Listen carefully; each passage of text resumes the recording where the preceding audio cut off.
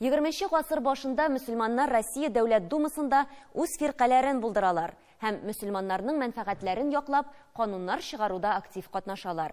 Бөтен Россия мөселман җыеннарын үткәрәләр. Гомумән, ул елларда мөселман һәм татар җәмгыяте активлаша. Игътибарыгызга Тарихи Ватан сәхифәсе.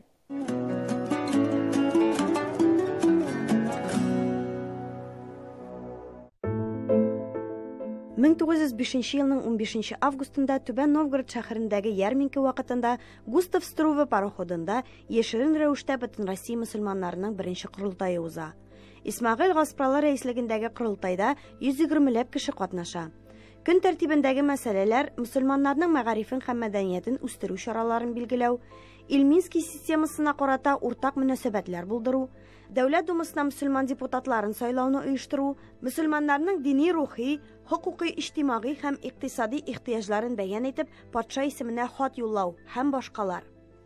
Корылтайда Россия мөселманнарының Иттифак әл-Муслимин фиркасын төзү турында карар кабул ителә. Гаяз Исхакый оештырылачак Иттифак әл-Муслиминне дә мөселманнарның мәдәни берләшмәсе рәвешендә күз алларга кирәклекне таләп итә.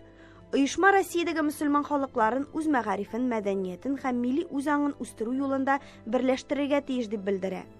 Бөтен Россия мөселманнарының икенче корылтайы 1906 елның гыйнварында Санкт-Петербургта яшерен рәвештә уздырыла.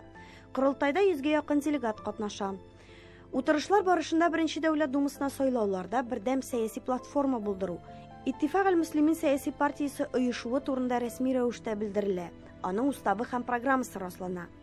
Россия империясының Дәүләт Думасының беренче чакырылышында 1906 елның 21 июнендә мөселман фракциясе оеша.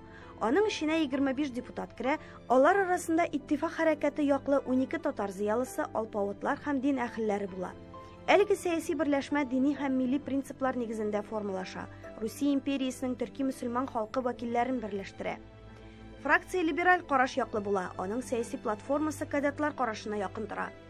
Беренче Дәүләт Думасында каралган иң мөһим кануннарның берсе ватандашлык тигезлеге турындагы канун проекты була. Төп талабы теге яисә бу дин һәм милләткә карап билгеләнгән чикләүләрне бетерү. Фракция әгъзалары мөселман халкының чикләнгән юридик хукуклары турында чыгыш ясыйлар. Беренче Дума кыска гомерле булу сәбәпле бу канун кабул ителми кала. Мөселман фракциясе рәсми рәвештә билгеләнә алмый кала һәм күпчелек мөселман депутатлар кадетлар фракциясына күчә. Шуңа да карамастан алар күбесенчә җир эше белән шөгыльләнгән татарларга терлекчелек белән шөгыльләнү өчен каралган җирләрне һәм вакыф җирләрен тартып алмау мәсьәләләрен карый.